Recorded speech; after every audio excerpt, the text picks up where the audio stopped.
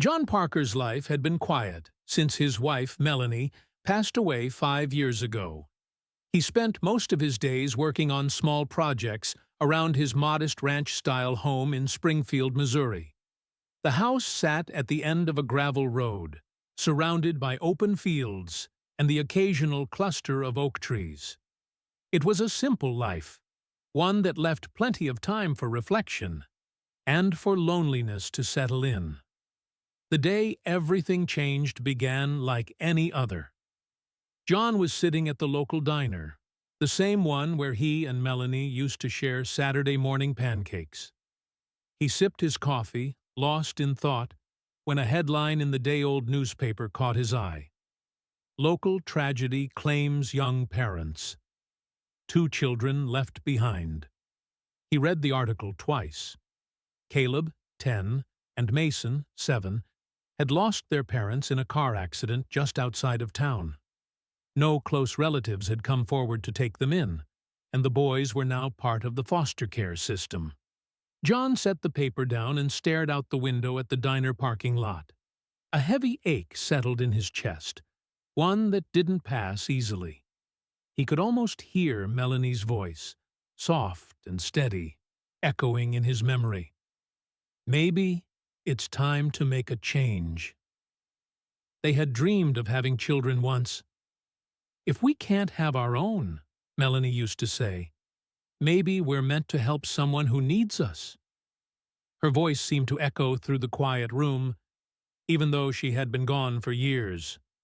2 weeks later, John sat in his lawyer's office, adoption papers spread across the desk.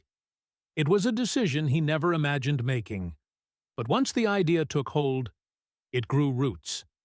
He wasn't just adopting 2 boys. He was opening his home and his heart to a future filled with unknowns. As he signed his name on the dotted line, the lawyer, an older man with graying hair, looked up and raised an eyebrow. "You know folks around here are gonna talk," he said. "You sure about this?" John's hand paused briefly, then continued writing. "Let them talk," he replied, his voice steady. By the time he stepped out of the office, papers in hand and the process set in motion, John felt a strange mix of fear and resolve.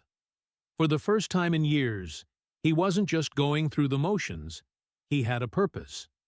The first meeting with Caleb and Mason took place at the children's home, a weathered brick building on the outskirts of Springfield. The air held the faint scent of disinfectant and cafeteria food. Soft voices and footsteps echoed through the hallways, a blend of laughter and uncertainty. John sat in a hard plastic chair, his hands resting on his knees as he waited. The room was quiet, save for the ticking of a nearby clock. When the boys finally walked in, he stood. Caleb, the older brother, entered first. His dark, cautious eyes swept the room before settling on John. At just 10 years old, Caleb already carried himself with a heaviness, like the weight of the world rested on his small shoulders. Behind him, Mason clung to the back of his brother's shirt, his steps hesitant. At 7, he looked small and fragile, but there was a flicker of curiosity in his wide eyes that John couldn't ignore. "Hi, boys," John said, his voice calm despite the nervous energy humming in his chest. "I'm John Parker." Caleb didn't answer right away.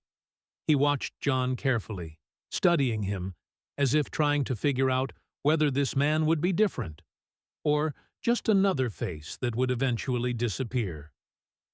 Mason leaned in and whispered something in his brother's ear.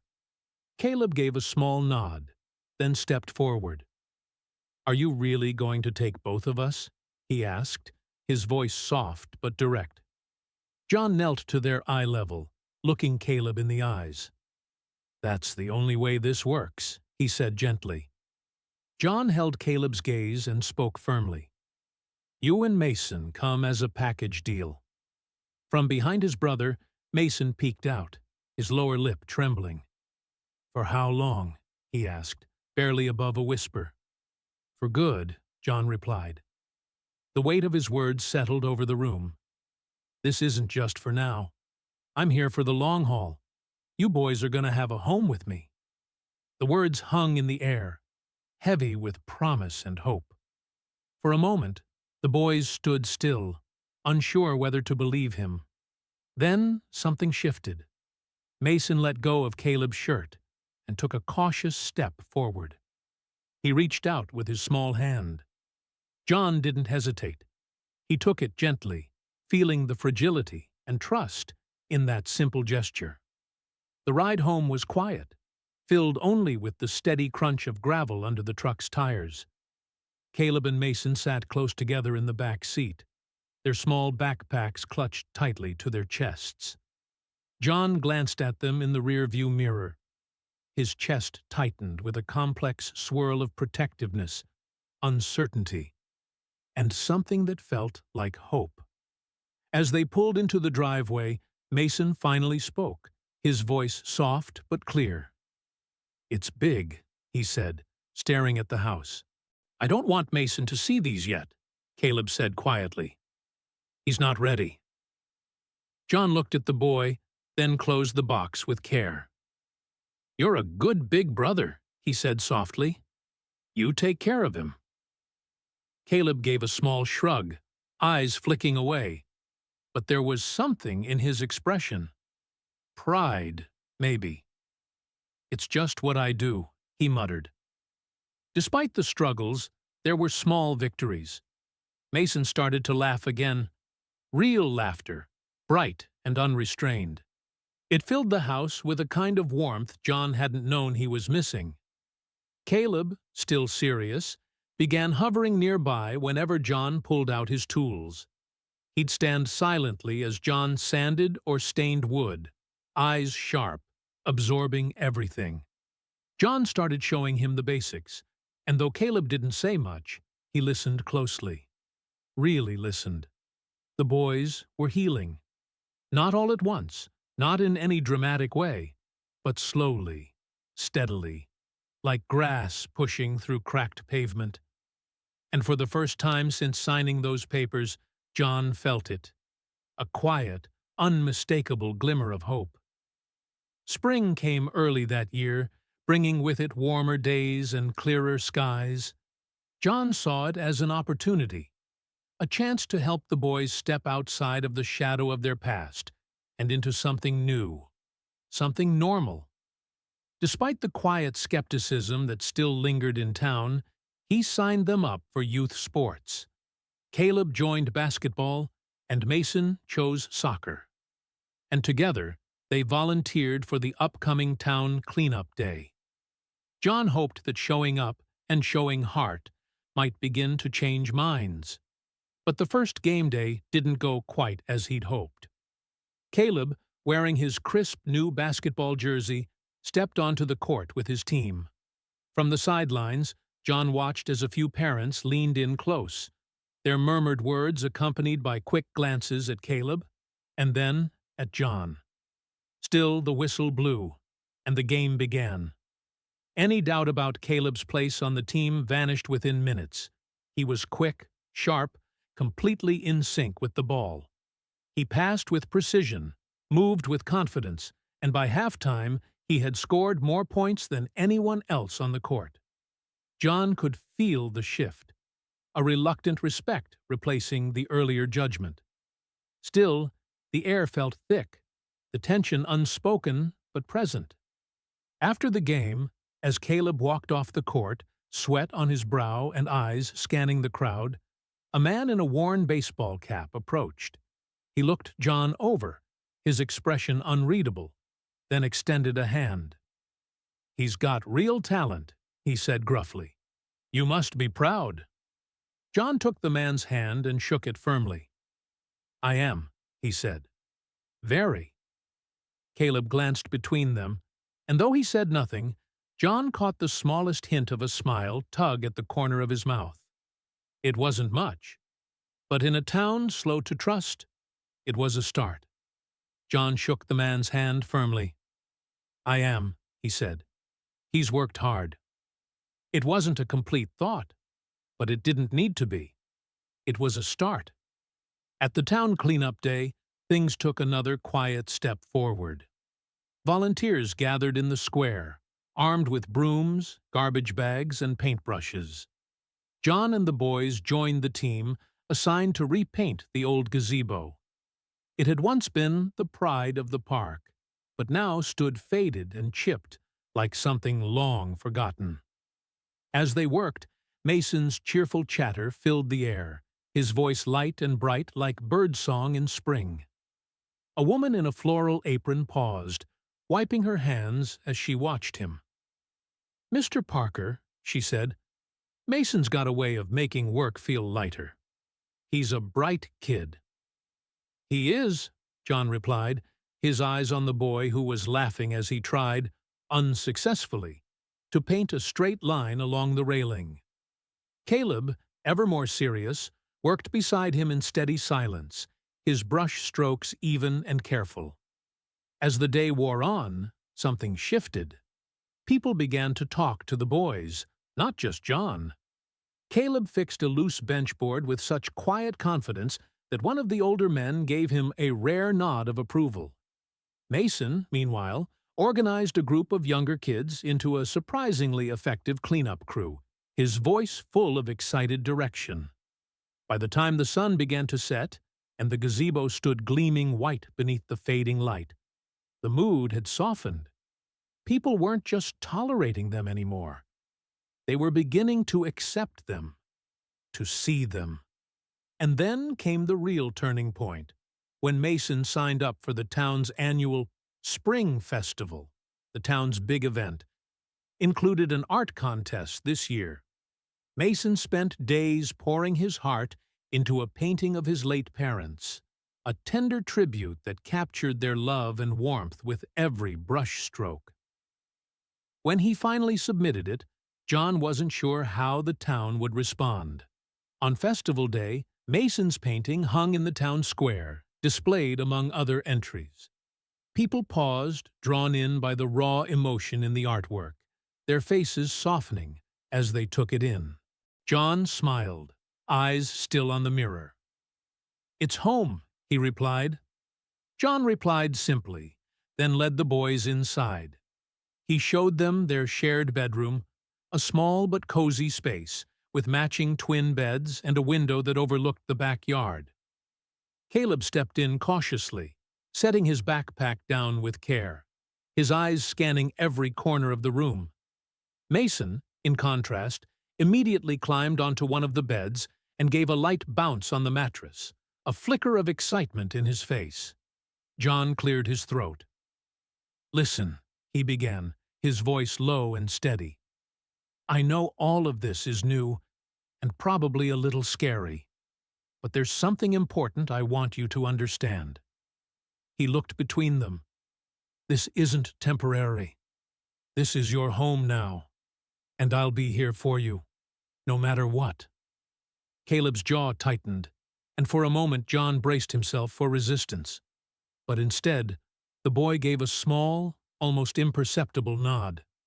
Mason, quieter now, looked up and whispered, "Promise?" "I promise," John said firmly. In that moment, he knew, without a doubt, that he'd made the right decision. Whatever lay ahead, they'd face it together. The first few weeks tested John in ways he hadn't anticipated. Caleb and Mason had been through more in their short lives than most adults ever would, and the emotional weight of that history showed. Caleb kept his feelings locked away, speaking only when directly addressed, and always keeping a careful distance. Mason, on the other hand, was full of nervous energy, prone to sudden bursts of laughter or unexpected tears.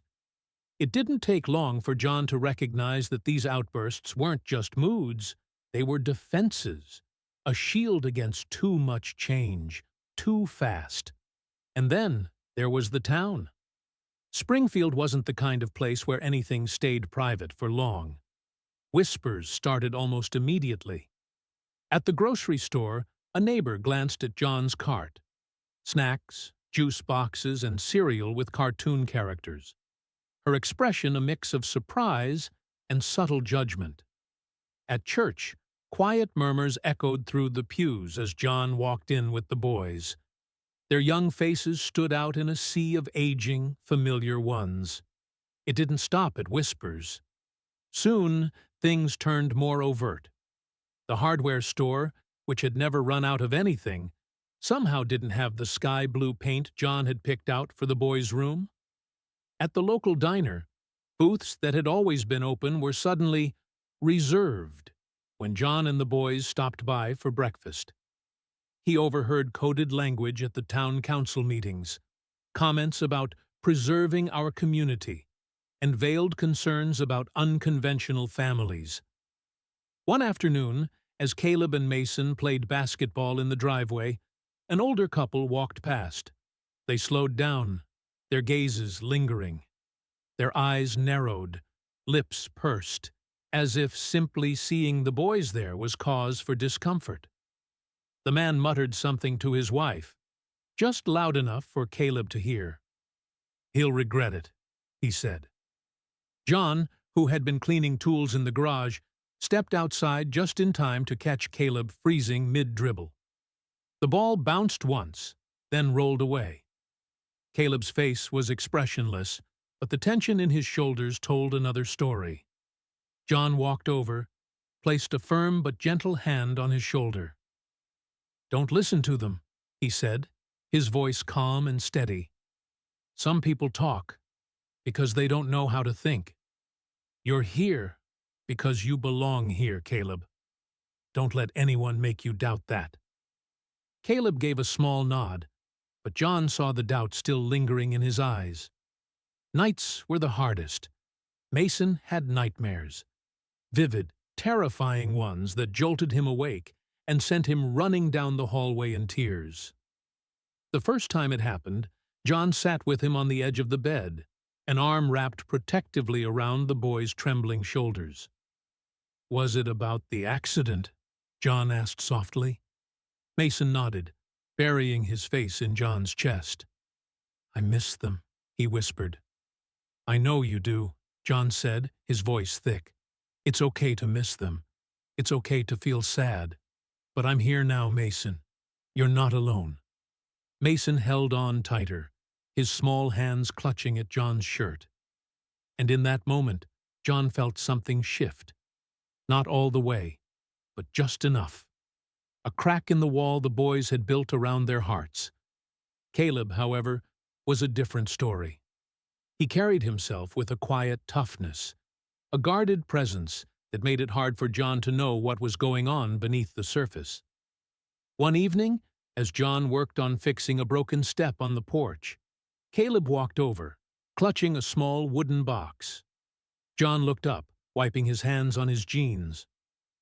"What's this?" he asked. Caleb didn't speak right away. He stood still for a moment, then held the box out. John took it carefully and opened the lid. Inside were photographs.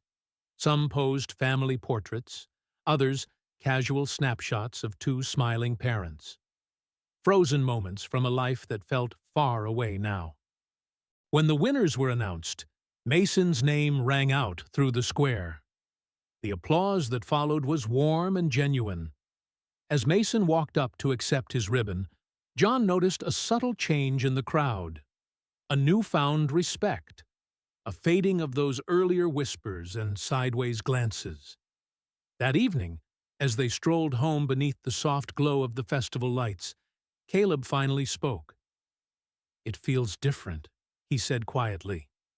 John looked over, curious. "What feels different?" "The way people look at us," Caleb replied, glancing back at the twinkling lights still lingering in the square. "They're not seeing us the same way anymore." John smiled, feeling a surge of hope. "That's because they're starting to see what I've seen all along. Two amazing kids who belong here." It started as a distant rumble late that afternoon, the kind of storm the local news had been warning about for days. By evening, the sky darkened to a bruised gray, and the wind howled through John's backyard, bending the trees like fragile reeds. Caleb and Mason stood pressed against the living room window, their faces a mix of awe and unease. "Will it be bad?" Mason whispered, barely audible. John placed a steady hand on his shoulder. "Storms can be scary," he said gently, "but this house has weathered worse. We'll be okay." Suddenly the power flickered, then went out completely. John grabbed a flashlight and guided the boys down to the basement. The rain pounded on the roof like a relentless drum, interrupted by the sharp crack of branches snapping in the wind. Caleb sat close to Mason, his arms circling protectively around his little brother. When the storm finally passed, John led the boys upstairs and out into the yard to assess the damage. Shingles were scattered like fallen leaves, branches littered the ground, and a section of the fence leaned dangerously to one side. Across the street, a neighbor's roof had partially collapsed, while sirens wailed through the flooded streets as emergency vehicles rushed by. John took a deep breath, then turned to the boys, determination settling in his chest. "Let's get to work," John said firmly. "There are people out there who need our help." The following days passed in a whirlwind of activity. John and the boys dedicated every waking hour to aiding their neighbors. They cleared fallen branches, hammered plywood over shattered windows, and distributed supplies from the community center. Mason quickly became a favorite among the townsfolk, his bright smile and cheerful spirit offering a comforting sense of normalcy amidst the chaos. At one point, he handed a bottle of water to an elderly woman. She smiled warmly, patted his cheek, and said, "You've got a good heart, young man." Caleb, quiet and determined, worked tirelessly by John's side. His focus never wavered as he helped patch roofs and stabilize damaged structures. One neighbor, a gruff man who had barely acknowledged John before, stopped by to offer thanks. "You're raising good boys," he said simply. John shook his head with a small smile. "I'm just helping them be who they already are." The storm had forged unexpected bonds throughout the town. People who once kept their distance now worked shoulder to shoulder with John and the boys. At the community potluck, organized to honor the volunteers, the atmosphere was warm and genuine, a true celebration of resilience and togetherness. Mason and Caleb sat among their peers, laughing and sharing stories as if they had always belonged in Springfield. When the mayor rose to speak, he singled out John and the boys. "In times like these, we see the true character of people," he said. "John Parker and his sons have shown us what it means to care for others, no matter the circumstances." The applause that followed was loud and heartfelt, and for the first time, John felt a genuine sense of acceptance from the town. That night, gathered around the dining table, eating leftover potluck dishes, Mason looked up at John. "Do you think Mom and Dad would be proud of us?" he asked softly. John paused, setting his fork down, his throat tightening. "I know they would be," he said firmly. "And I'm proud of you, too." Caleb glanced between Mason and John, then spoke quietly. "We're proud of you, too." The words were simple, but they carried a weight that made John's heart swell. The weeks after the storm marked a turning point for John, Caleb, and Mason. The once closed doors of Springfield began to open, slowly but surely. Neighbors who had once crossed the street to avoid them now greeted them with waves. The murmurs of disapproval softened, replaced by genuine conversations. The family's efforts during the storm had left a lasting mark on the town. One Saturday afternoon, while Caleb and Mason played basketball in the driveway, a car pulled up. It was Mr. Peterson, one of the town's more outspoken critics. He stepped out, holding a small toolbox. "I heard you're fixing that old gazebo down at the park," he said, his tone awkward. "Thought you might need an extra pair of hands." John paused for a moment, then extended his hand. "We could use the help," he replied. That afternoon, Caleb worked alongside Mr. Peterson, sanding the gazebo rails, while Mason helped apply a fresh coat of paint. By day's end, the once dilapidated structure gleamed in the sunlight.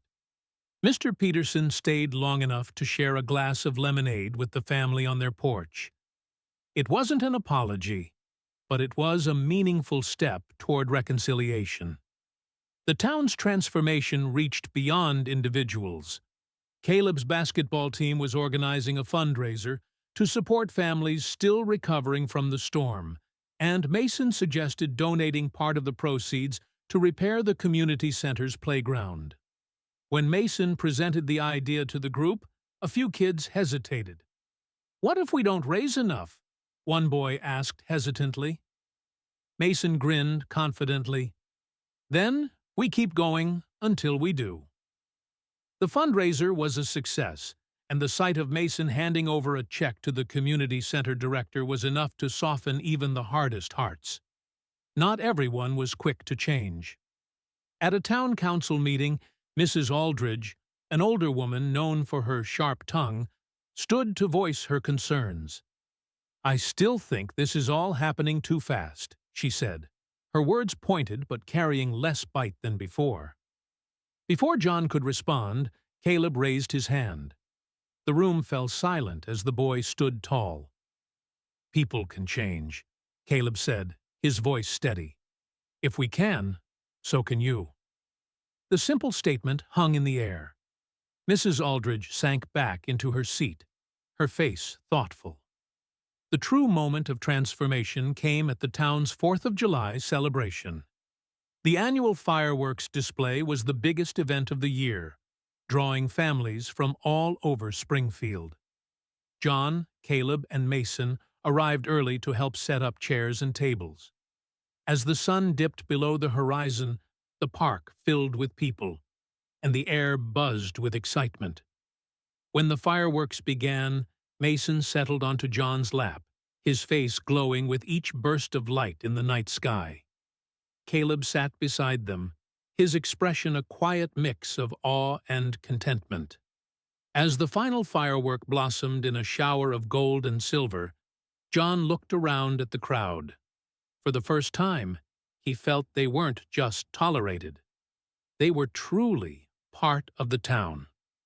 Mason leaned his head against John's chest. "We belong here, don't we?" John smiled, his eyes misting. "Yeah, buddy, we do. We." 10 years passed, and Springfield had changed in many ways. New businesses had taken root. The once crumbling playground was now a lively hub of activity, and the gazebo Caleb and Mason had helped restore stood proudly as a symbol of resilience.